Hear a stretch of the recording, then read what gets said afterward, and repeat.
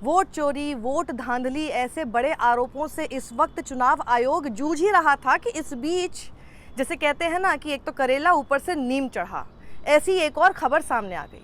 2022 में एक पंचायत चुनाव हुए थे हरियाणा के पानीपत के बुआना ग्राम में, और उसके नतीजों को लेकर मोहित कुमार नाम का ये शख्स जो कि लड़ा था इलेक्शन, वो पहुंच गया कोर्ट। और आपको पता है क्या हुआ है?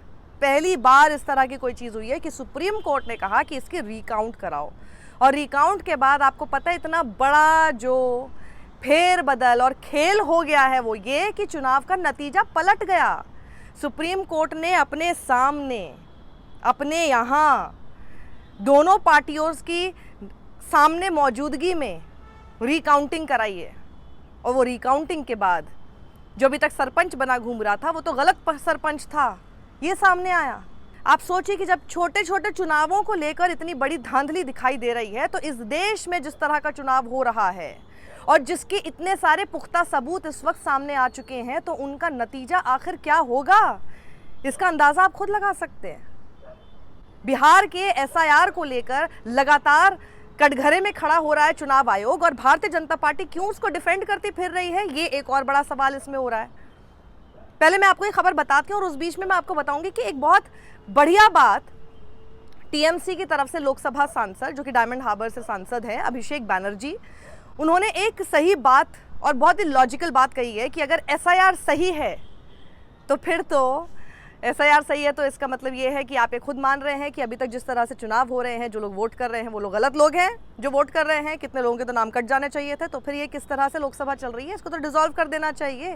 फिर प्रधानमंत्री क्यों बने हुए हैं, ये बड़ा सवाल है कि नहीं है। तो पहले मैं आपको खबर ये पूरी बताती हूँ जो कि हरियाणा के पंचायत के चुनावों से जुड़ी हुई इम्पॉर्टेंट न्यूज़ इस वक्त सामने आई है। ये देखिए हरियाणा में क्या हुआ।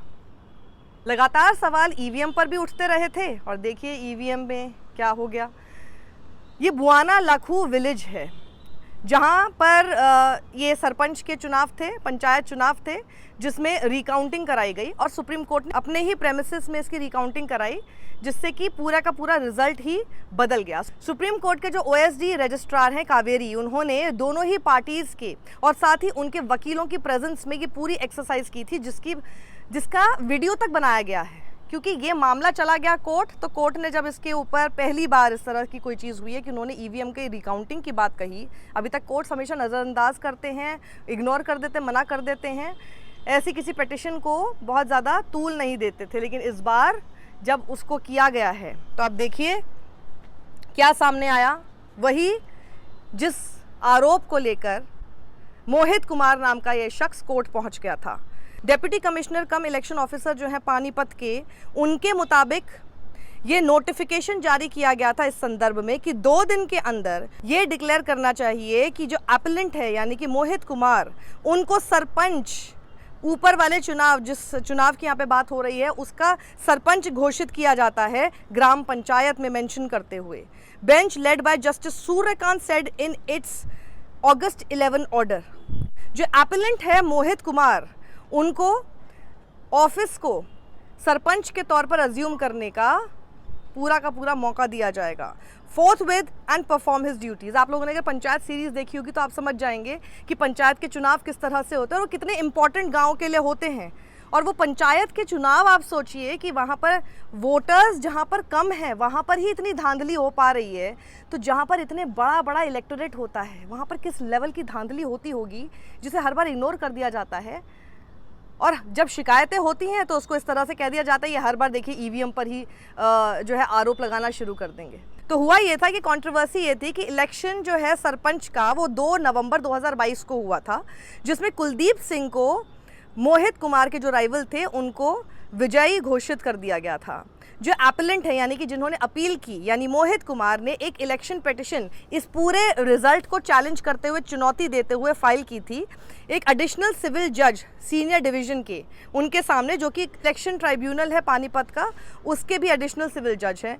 और 22 अप्रैल 2025 को उन्होंने ऑर्डर किया था कि रिकाउंटिंग होनी चाहिए इस बूथ नंबर 69 पर, जो कि डिप्टी कमिश्नर कम इलेक्शन ऑफिसर द्वारा 7 मई 2025 को की जाए। लेकिन इलेक्शन ट्राइब्यूनल के ऑर्डर को साइड रख दिया गया था जुलाई 1, 2025 को।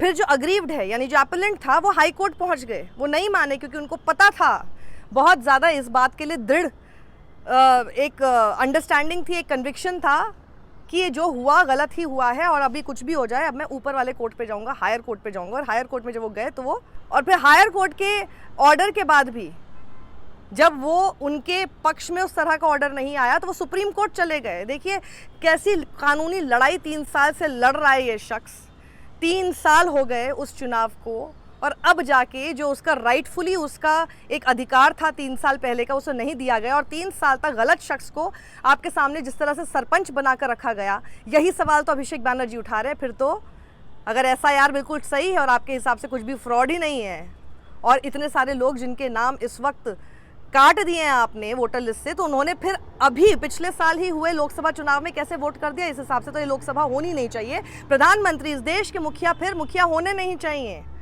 और इलेक्शन कमीशन अगर कह रहा है कि वोटर लिस्ट में गलती है, इलेक्शन कमीशन को कहूंगा कि चलिए मैं मानता हूं आप सही कह रहे हैं। इसी इलेक्टोरल रोल और वोटर लिस्ट के आधार पे देश का प्रधानमंत्री चुना गया है, बीजेपी के 240 सांसद चुने गए हैं, देश के गृह मंत्री चुने गए हैं।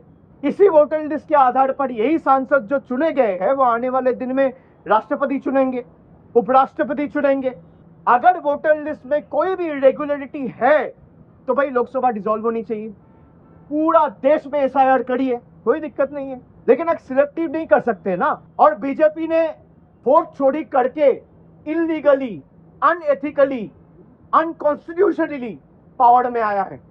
अगर एसआईआर होगा तो पूरा देश में होगा, और उसके लिए पहला कदम प्रधानमंत्री से लेकर पूरा कैबिनेट को इस्तीफा देना होगा, लोकसभा डिसॉल्व करना होगा, उसके बाद आप एसआईआर करिए। उसके बाद 31 जुलाई को सुप्रीम कोर्ट ने ये निर्देश दिया कि ईवीएम का जो प्रोडक्शन है और जितने रिकॉर्ड्स हैं उन सब का रिकाउंटिंग किया जाए, उसमें वोट्स जितने भी बूथ्स हैं उन सब पे रिकाउंटिंग की जाए, सिर्फ एक बूथ पर नहीं बल्कि सभी बूथ पर रजिस्ट्रार द्वारा। तो ये एक बड़ा फैसला सुप्रीम कोर्ट की तरफ से आ गया था, और इसी को मद्देनज़र रखते हुए एक पिक्यूलियर फैक्ट ऑफ सर्कमस्टांसेस ये है इस केस में कि जो डिप्टी कमिश्नर और जो डिस्ट्रिक्ट इलेक्शन ऑफिसर है पानीपत के, Haryana is directed to produce all EVMs. उनको ये कहा गया कि जितनी ईवीएम्स थी ना वो सब लेकर आओ आप, और सारी की सारी ईवीएम्स कोर्ट के रजिस्ट्रार के सामने लेकर आओ।